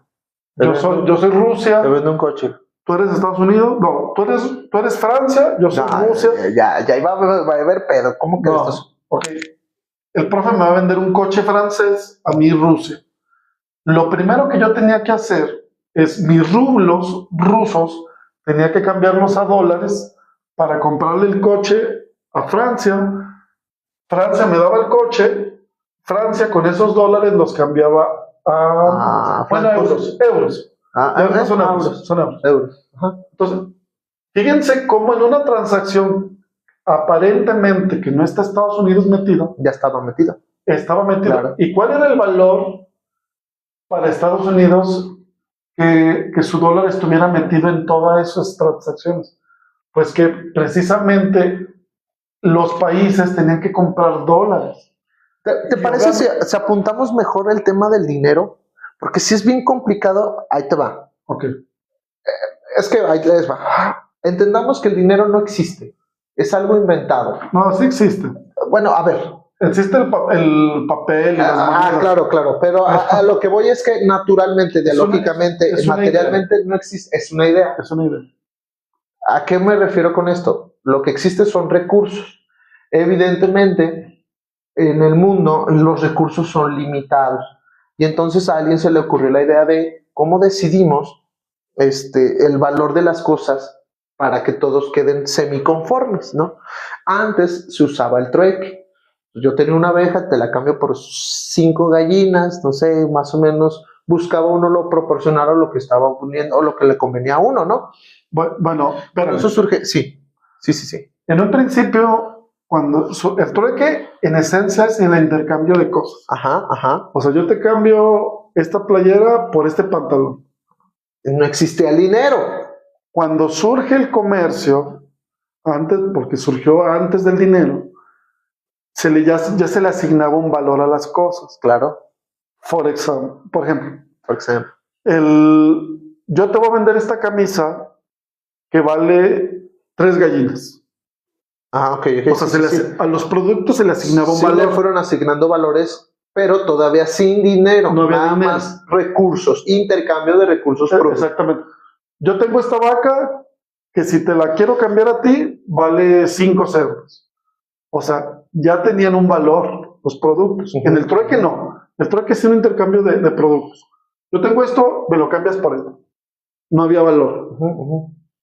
Ya cuando surge el comercio, y ya no es trueque, ya surge el valor. Como por ejemplo en Roma te dijeron, es que es bien complicado andar moviendo puras gallinas que yo quiero comercializar, ¿no? Que quiero cambiar por otros productos. Entonces se le ocurrió la idea a alguien de marcar ciertas piedras y eso le pusieron monedas o dinero, ¿no? Estoy tratando de ser lo más pragmático posible para que se entienda la idea de lo que quiere decir el profe. Porque es que sí es, o sea, como que es una construcción que ahorita la vemos desde así como que esto es verde y ya, pero no entendemos por qué es verde, ¿sabes? Sí, claro. Entonces, después con el tiempo fue cambiando a una modalidad en donde decían, nada más que te cambio esta moneda romana por esta moneda china, pero ¿cuál vale más? Ay, no, pues la romana. ¿Por qué? Pues porque tiene más territorio, tiene más alcances. Entonces a eso ya le sumaron no solamente un valor de recursos, sino de credibilidad. ¿Me explico? Entonces, como de respaldo. Claro, ¿por qué? Porque esos aseguraban de que la moneda que les estaban dando ahorita la pudieran cambiar en cualquier otro lado sin tener que batallar. Porque, ojo, si llegaba un momento en donde pues yo tenía monedas romanas, pero si iba a China, pues esas monedas no me iban a servir de nada. Tenía que volverlas a cambiar por productos antes de irme. Sí, entonces, claro. Fue evolucionando la economía hasta que en un punto Estados Unidos crea algo llamado la bolsa de valores, de mercados y bla, bla. Súper, si quieren ver el lobo de Wall Street, te lo sabrán explicar un poquito más. Hay otra que se llama la gran estafa, te explican también acerca de los bonos, cómo funcionan, pero básicamente es la manera moderna en donde una moneda tiene más credibilidad sobre las otras. No solamente eso, sino que a través de ciertos movimientos, como los que decía el profe comerciales, si utilizas mi moneda te cobro un interés. Entonces también ahí tenía cierto porcentaje por intercambio comercial en el mundo de Estados Unidos, sin hacer absolutamente nada. Por eso te decía, regresando a la pregunta, sí. Yo no considero ya, sí la considero parte, yo creo que vivíamos en un mundo monopolar, es decir, la aguja la marcaba Estados Unidos, ¿va? Y ahorita ya no, ya estamos en un mundo multipolar. ¿Por qué? Porque ya no solamente la brújula la marca Estados Unidos, ya existen las BRICS. Entiendo que sigue siendo súper importante lo que haga Estados Unidos. ¿Por qué? Porque a nivel económico también es muy difícil, inclusive mismo China. Te aseguro que no va a permitir que baje tanto el dólar porque China es dueño de muchas, o sea, Estados Unidos le debe mucho dinero a China. No, de hecho el dinero que China, que Estados Unidos le debe a China, quebra la economía gringa. Nada más, aquí para apuntar a lo que dice el maestro, decías que el capitalismo, sí, cuando se siente amenazado es muy agresivo. Y yo te decía que pues no solamente eso. Ahorita que vemos que Donald Trump llega al poder, pues llegó de una manera muy agresiva. Con el movimiento MAGA. Make America Great Again. Ok. Nada más un dato. Esa frase se la copió a la persona alemana que tenía un bigotito así chiquito. A su vez también a uno que le hacía así, sí, en Italia. En Italia, sí, también, se llamaba Benito. Que familia y religión y sabe que sí, claro. Ok. Entonces, ¿por qué Estados Unidos está tan agresivo? No solamente con México, con el mundo en general. Precisamente porque ve su dominio amenazado. Y como lo dice el maestro, no es el único que él considera que ya incluso China ya lo rebasó.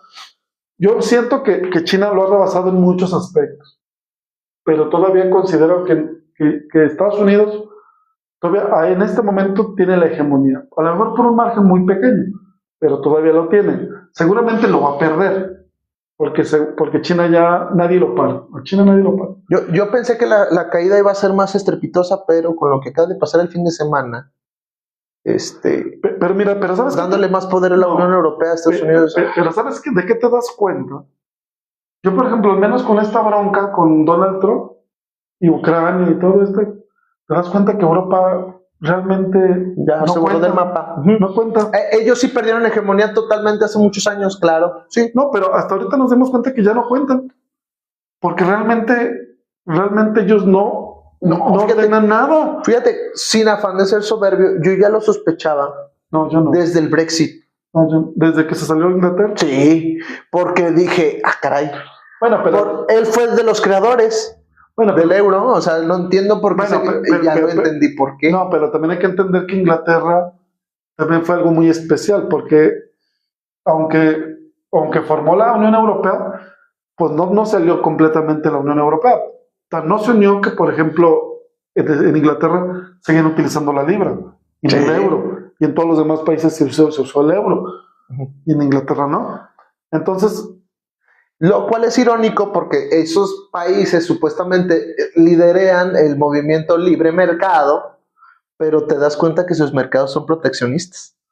O sea, son regulados totalmente. Pero es que mira, volvemos al punto. O sea, los burgueses se vuelven liberales porque necesitan cambiar el sistema económico, que no les conviene. Para ganar más, sí, no claro. Convenía. Y ya cuando no les conviene se vuelven conservadores. Exactamente. Sí, claro, a eso voy. O sea, sí. Aquí, ojo, volvemos a lo mismo. Lo primero que hay que como que entender para mí, desde mi postura ideológica, filosófica, es que están peleando en el mundo soberanía contra liberalismo, ¿no? ¿A qué me refiero? Los países que te van a decir, no, es que mira, tú tienes que vender tus tierras a otro país porque ellos saben manejarlas mejor. Ellos son liberales, ellos quieren entregar. Los soberanistas dicen no, que son BRICS. ¿Cuál es la diferencia? Viene Estados Unidos y te dice, necesito tu petróleo, véndemelo barato. Tú le dices que no, van y te dicen, pues es que ya me di cuenta que tú tienes un arma de destrucción masiva, entonces te vamos a invadir para quitártelas, pero en realidad de una vez me voy a traer a todas las empresas grandes, Shell, Mobil y todo, y te voy a sacar el petróleo como del lugar.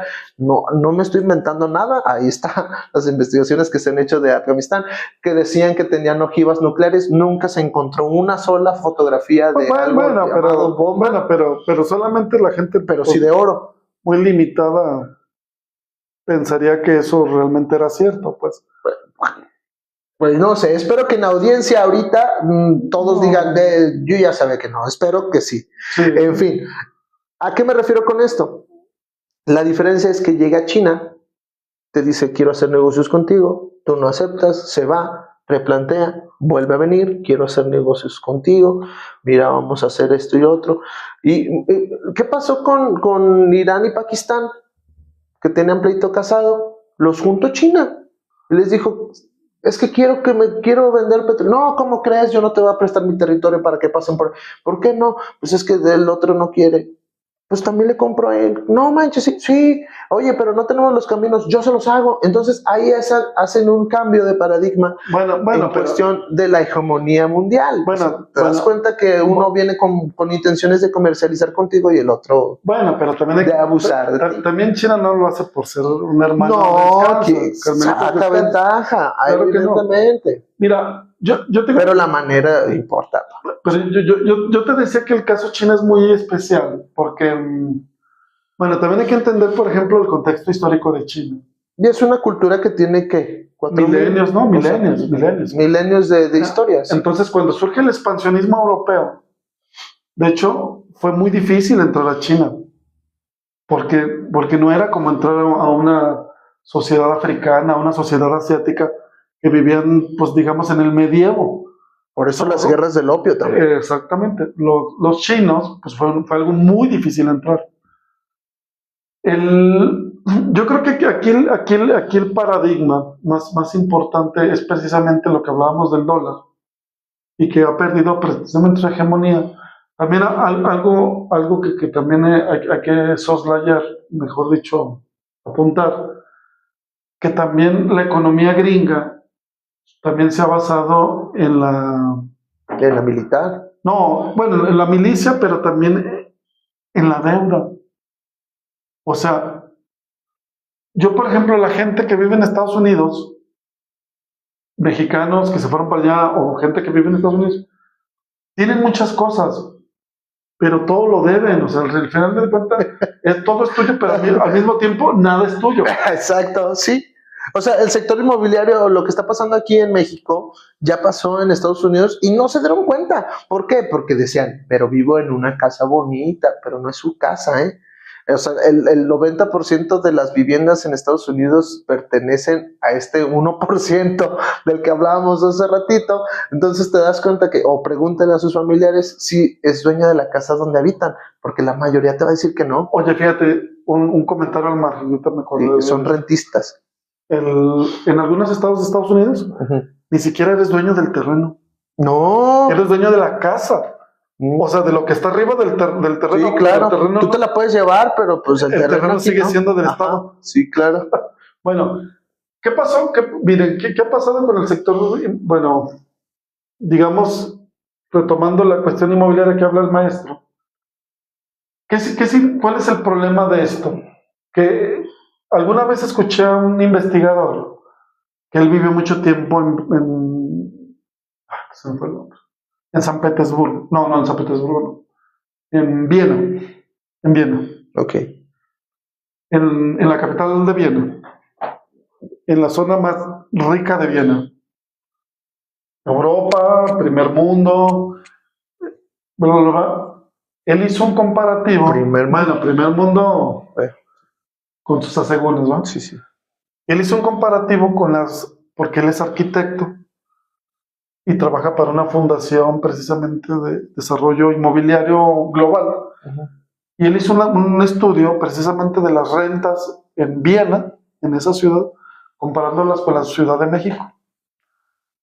Dicen y según ese estudio arrojó que las rentas en la Ciudad de México eran 30% más caras. Que en Europa. Que en Viena en específico, la ciudad. Sí. Entonces, ese efecto ha pasado, también pasó aquí en Aguascalientes. Yo creo que tiene como unos 3 años que las propiedades inmobiliarias se fueron al cielo. Yo te diría que desde hace 10 años. No tanto. Te voy a decir por qué sí. Bueno, te voy a decir por qué no. A ver. Porque yo construí una casa en el 2021. Construiste la casa, pero ya tenés el terreno. Sí, no, compré el terreno también en ese tiempo. O sea, el terreno y la casa al mismo tiempo. Ok. Y no era tan caro como ahorita. Yo creo que está el doble.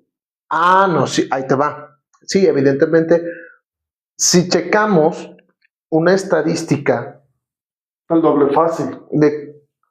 En nuestros últimos años, o sea, se supone que en teoría el debería ir así, ¿no? Los precios, por la inflación. Por la inflación.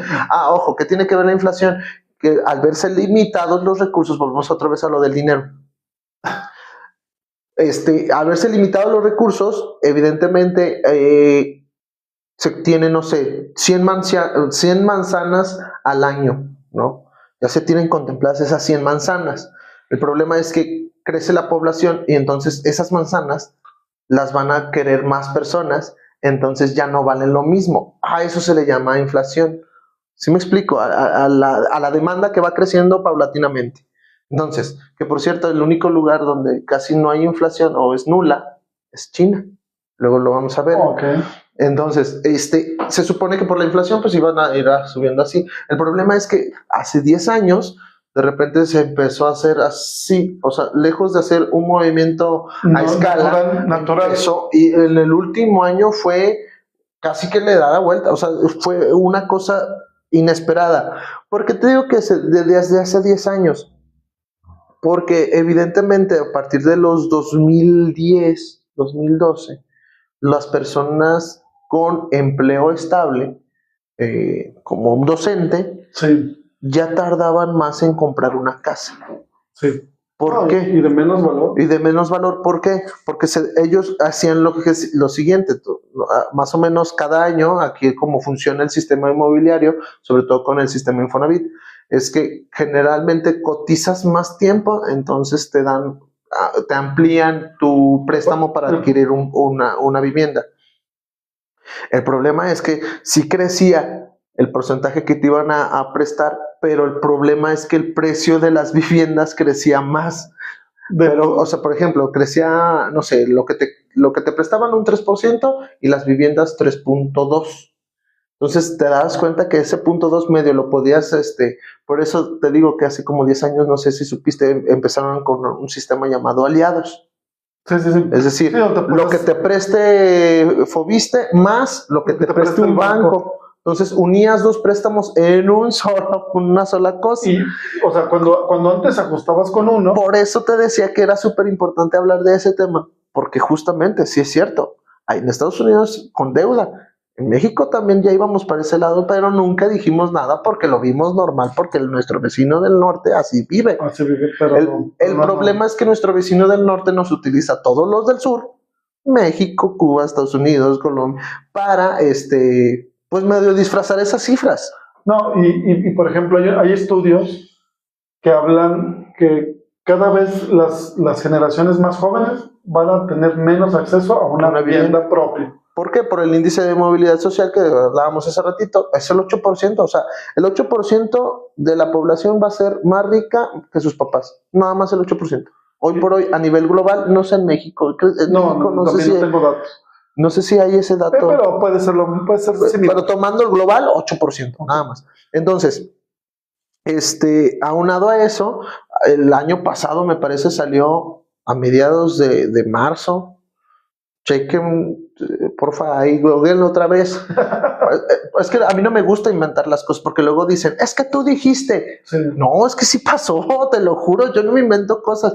Yo lo que le decía alguna vez, a lo mejor sin afán de ser soberbio, yo prefiero decir lo que sé y cuando no sé te digo no sé. No. Y aparte también no puedes saber todo. Salió el dirigente de Fobiste a decir, hablar con Gobernación, creo que ya estaba Tere, no me acuerdo, y decía que hiciera algo con el sistema inmobiliario porque el sistema ya no iba a la par el crecimiento de los precios de las casas con el porcentaje que podía alcanzar los trabajadores, al punto de que nada más los trabajadores de alto nivel, sea lo que sea que signifique eso, porque ahí sí no te sé decir, pero yo me imagino que son puestos fuertes. No, y que tengan un nivel de ingreso. Ellos sí podían alcanzar casa, todos los demás, clase media no. Ni baja. No, ya clase baja ni hablemos, para pasar quién sabe si tengan trabajo. Sí, la verdad, o sea, y sin afán de ser irrespetuoso, o sea, estamos hablando y por ejemplo, de una falla en el sistema. No, y de hecho es un problema grave, el problema de la gentrificación que se dio en la Ciudad de México, con las protestas que se dieron, pues tiene que ver con toda esta situación inmobiliaria que la verdad sí es un problema. Que son empresarios, capitalistas, especuladores, que de repente se dieron cuenta de que a lo mejor en Viena la vivienda es 30% más cara, pero resulta que Estados Unidos tiene 50% más caras las viviendas. Entonces ahora con el home office les vengo y les digo, mire, tenemos este edificio en la Condesa, en la Roma, y luego ya después, como se acabaron las colonias nice en la Ciudad de México, empezaron que Coyoacán, empezaron a agarrar otras colonias, y la pobre gente que ya tenía años rentando ahí, de repente no solamente se dio cuenta que le habían subido la renta a niveles estratos. O sea, ya era una cosa irracional. Yo escuché rentas de departamentos de 80,000. De 80,000, 100,000 pesos. Sí, no. Una cosa impresionante. Miren, nomás hay que entender una cosa. ¿Y en dólares? No, en dólares. No, bueno, pero eso lo vemos, por ejemplo, en Sayulita. En Teocaltiche. O sea, ahí te cotizan las propiedades en dólares.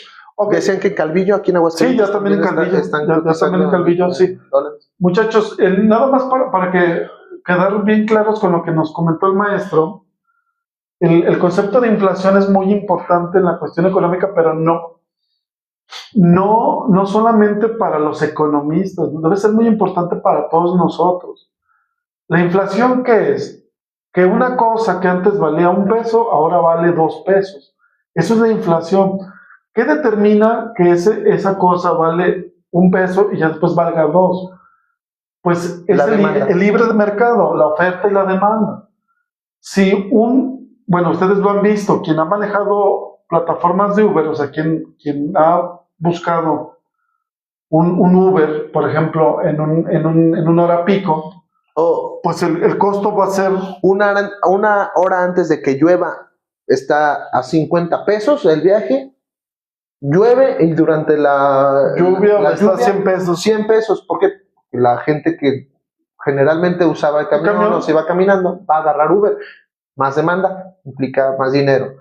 Una hora después de que llovió, vuelve a bajar los precios. Eso es un ejemplo de inflación medio controlada, medio rara, medio extraña, pero funciona como ejemplo. Y mire, por ejemplo, nosotros lo vimos hace algunos años, bueno, no sé si años, sí, fue, que se hicieron memes, se hicieron mil cosas con el problema del limón.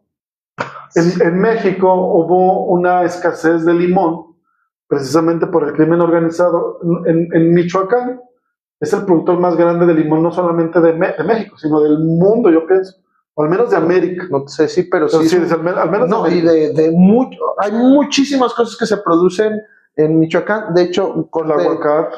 Un paréntesis ahí, creo que también hay una mina de litio ahí en Michoacán. O sea, hay mil cosas. Entonces, ¿por qué se elevó los precios del limón de costar 15 pesos el kilo? Se subió a 120 pesos el kilo o a 150 pesos. ¿Por qué? Porque la demanda, o sea, la gente que quería limones era mucha y la disponibilidad de limones era poca. Entonces, cuando hay mucha demanda y poca oferta, se suben los precios. Hay más inflación. Pues cuando hay mucha oferta de productos y poca demanda, el precio baja.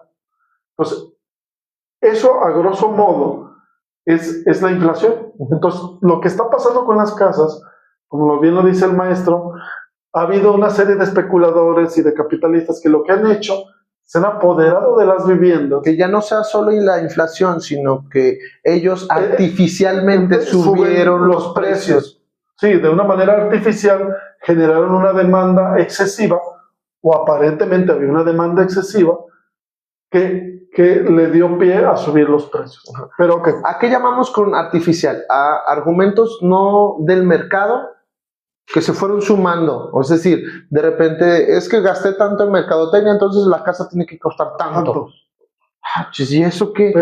Y es que, hablemos de mercadotecnia también como parte esencial del capitalismo. Habrá gente que, incluso hubo un influencer, hoy en día, Diego Rusarín, se hizo muy famoso a raíz de un comentario que hizo sobre uno de los gurús estos del mercado que te enseñan y así.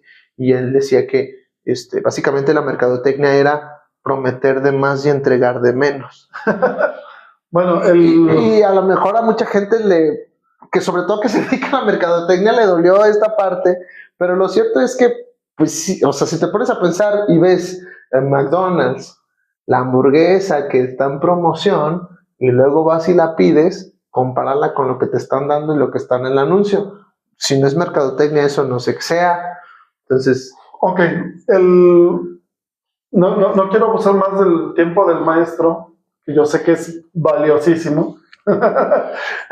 Bueno, o sea, estamos de vacaciones, de gusto y todo, pero estuve esperando a mi segundo niño, entonces mi esposa probablemente ya esté cansada, así que te tomaré la palabra, te debo decir que sí en esta cosa, no te creas. No, yo creo que también es importante que ya como que cerremos el tema.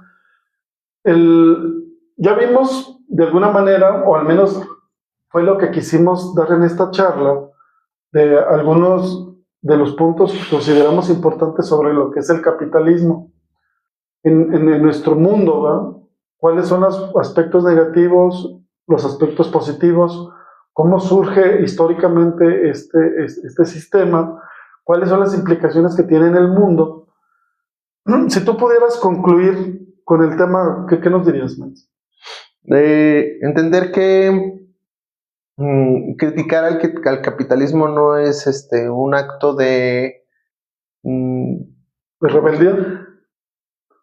Es que depende de tu postura filosófica. Yo considero que sí, pero que la rebeldía no siempre es mala, sino que no, sí me explico, o sea, porque mucha gente podría decir, ay, es que es malo, como un acto como lo tildan algunas personas como medio satanizado, no sé cuál sea la palabra correcta, Sí, pero sí. lo cierto es que justamente hablando de la dialéctica, Sí. si no se critica el sistema, ¿cómo lo vamos a mejorar?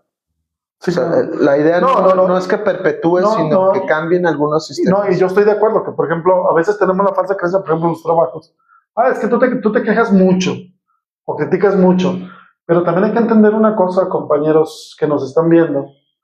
Si no hay, o sea, entendamos, o sea, hay crítica que sí busca destruir cosas, pero también hay crítica que busca construir cosas. Uh-huh. Por ejemplo, cuando no se critica algo, no se puede mejorar algo. Y, por ejemplo, puede estar sucediendo que estemos haciendo cosas malas, o a lo mejor no tan bien, y por pensar que si me pongo a criticar o a quejarme de cierta cosa, ya me van a catalogar como cierta persona, yo creo que ahí estamos mal. O sea, la crítica es parte de la vida y parte también de la evolución del ser humano. Sí. O sea, no puede mejorarse algo si no se critica. Decía Hegel, primero existe la tesis, luego la antítesis y luego la síntesis. Es decir, yo para poder crear una idea nueva o generar una evolución en mi conocimiento, tengo que plantearme una idea, luego someterla a la idea contraria y así generas otra idea mejorada, por así decirlo. Y justo la idea de hablar del capitalismo y de sus cosas buenas y malas no significa, porque por ahí también de repente, páganse a trabajar. Es que esto es un trabajo que no está siendo remunerado si quieres, pero el comunicar, el transmitir, es un trabajo. Y tú lo puedes hacer en tu casa, con tu familia, cada que te sientes a comer. Eso es un trabajo que lo tiene integrado ya el ser humano. Estar compartiendo ideas, analizándolas, mejorándolas. Y justamente entender que en esta parte, hablar del capitalismo no se trata de ser malagradecidos con las cosas, ni con la vida, ni estar amargado, no. Significa que buscamos que las condiciones de la gente mejore. Exactamente. Nada más. Yo, por ejemplo, uno de los comentarios que generalmente ya aunado, no sé si tenga que ver con el capitalismo o no, pero esto ya es algo personal. Generalmente en nuestras escuelas, cuando vamos a trabajar y te vas, hacen un comentario que a mí no me gusta, que es el de, ya se va, como de, bueno, pues, ¿qué quieres que me quede en la escuela aquí? O sea, entender que me están pagando por eso, por ir cierto tiempo, y es esa parte. No, pero entender que, por ejemplo, mira, es que o sea, entender que desde la postura que estamos haciéndolo es que generemos esta conciencia de clase, ¿no? Porque muchas veces es como que si no estás haciendo algo malo, no estás trabajando o no estás trabajando en el sentido tradicional de la palabra, lo que sea que signifique para ustedes el trabajo, como que eres mala persona o no sé, cuando justamente también criticar y analizar la información y todo es un trabajo. Fíjate que por ejemplo, ese comentario que haces ahorita de la escuela, es que yo creo que tenemos que ver tener cierta claridad en lo que hacemos y en lo que pensamos. Y conciencia de clase, porque, o sea, exactamente, mira, por ejemplo, yo por ejemplo, yo no doy más de un minuto de mi clase, pero tampoco doy un minuto menos de mi clase. No sé si me explico. Sí. O sea, yo no doy más a lo mejor de lo que estoy obligado a hacer. Claro. Pero tampoco doy menos de lo que estoy obligado a hacer. O sea, aquí el punto es... Y mucha gente te va a decir, qué mediocre, ¿por qué no das más? No, es que hermanos, justamente de eso queríamos tocar al principio del capitalismo, que la gente generalmente te va a querer consumir inconsciente o inconscientemente tu trabajo porque pues salen ganando otras personas por tu esfuerzo, ¿no? No, y que no tienes a lo mejor una retribución realmente... No. Acorde a lo tuyo. Uh-huh. Ya para terminar y liberar al maestro, que ya su mujer seguramente está desesperada de no verlo. No, pero yo creo que ya es importante que cerremos el tema. yo considero que el capitalismo ha sido importante en la historia del mundo. Sí. Ha generado muchos de los avances que tenemos al día de hoy. Debatible, pero sí. O sea, es que mira, por ejemplo, hace ratito lo de la tecnología, el internet y otro, podríamos sustentar, no sé, es debatible en el sentido que fue generado a través de tecnología de gobierno. No fue el libre mercado quien lo generó. No, bueno, pero el libre mercado no es el capitalismo. No, exacto. Entonces el capitalismo no ha generado tecnología. No, pero que la propagó, ahí podríamos ver. Bueno, ahí. pero gracias al capitalismo sí se generó esa necesidad de innovación y de creación. O sea... Bueno, pero ahí estarías de acuerdo que ¿qué tanto han frenado? O sea, por ejemplo, la obsolescencia programada existe. ¿Sabes qué es la obsolescencia programada? No, también igual, no, rápidamente, los celulares de hoy en día, los aparatos de hoy en día duran mucho menos que los del antaño. Ya te entendí. Porque están diseñados para durar 2-3 años, o sea, tu teléfono... Sí, y se descompone. Que nada más, la batería incluso se dice que nada más aguanta cierto tipo de ciclos, del 20 al 80, y una vez que rebasas ya te va a marcar que lo tienes que cambiar. ¿Y qué no se a eso se le conoce como obsolescencia. Y lo crearon los de los focos. Bueno, pero a ver, nada más, o sea, aquí como para cerrar, estas a lo mejor son estrategias justo, pero ¿estás de acuerdo que ahí intervienen los intereses del mercado para la propagación de tecnología? No. Sí, claro. O sea, a ver, ahí te va, farmacéuticas. Sí. ¿Tú crees que van a idear algún día una pastilla que lo cure todo? No, pues no, se acaba el mercado.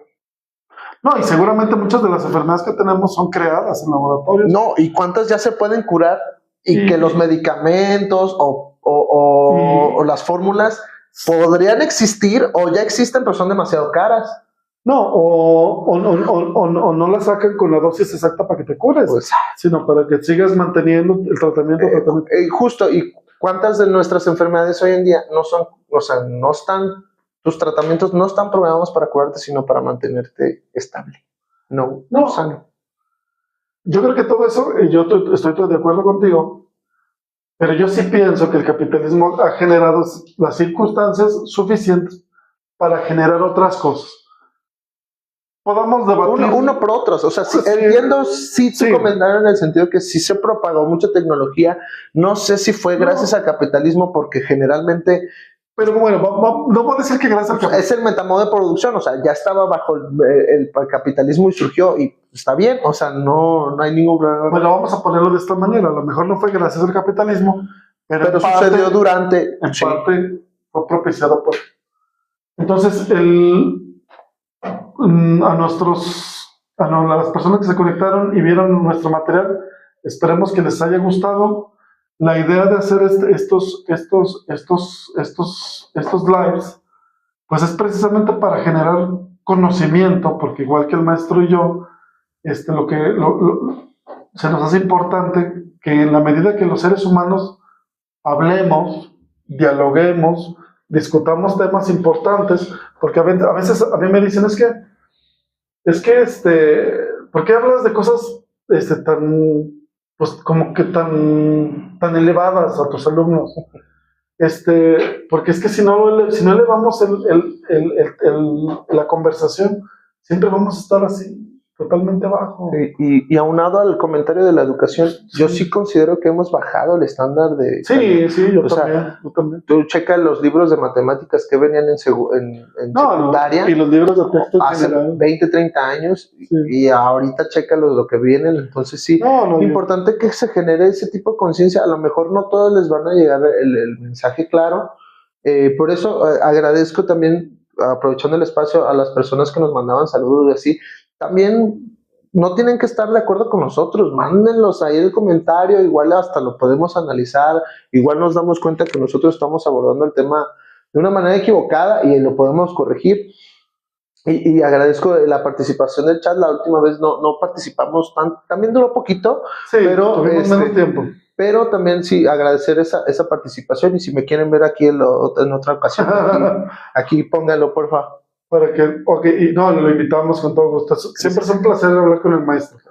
Igual. Y bueno, entonces nos despedimos de este live. No sin antes invitarlos a mis redes sociales, Politeya Noticias en YouTube, en Facebook, en Instagram, en TikTok. También hacer un comercial. Acabo de publicar una novela literaria que escribí hace muchos años. La reescribí en el 2023 y está publicada en Amazon. Búsquela como Vida o mi nombre, Hugo Gallegos. Está en versión digital y versión física. Les agradecería muchísimo si me pueden ayudar con eso. Como dice el maestro, en los comentarios, denos sus sugerencias, sus aportaciones. Y si tienen algún tema que quisieran que abordáramos, con todo gusto lo tomaremos en cuenta para prepararlo y para abordarlo. Y si no hay nada más, maestro, pues nos despedimos. Que tengan una bonita noche y estamos viéndonos. Muchas gracias. Gracias por vernos. Gracias.